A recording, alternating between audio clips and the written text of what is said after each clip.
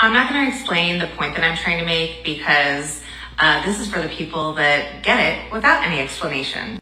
So my youngest son has an IEP to receive speech therapy during school. He is pulled out of class time by a licensed speech therapist to go to a different part of the building where they explicitly do speech therapy things that are either similar or identical to the things he did in private speech therapy. His classroom teacher, who is not a licensed speech therapist, is not providing speech therapy services to him in his classroom while the rest of his classmates sit there and are left to do whatever, independent work, fend for themselves, I'm not sure.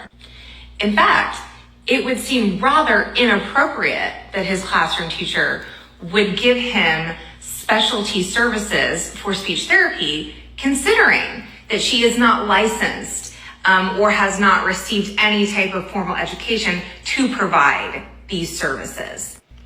Can she maybe help remind him on how to properly articulate his words from time to time? Yes. Does that count towards the total amount of minutes that he's supposed to receive services for in his IEP? No. And somehow this feels right to everybody, you know?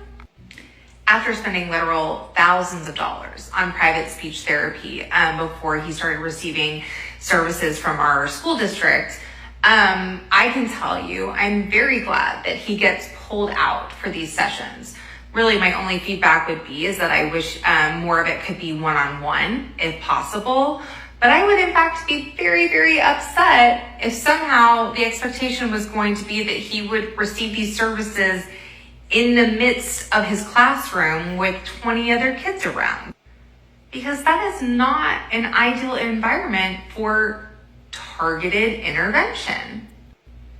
And again, for some reason, when we're talking about speech therapy, nobody minds that you voice this opinion and that you feel this way, right?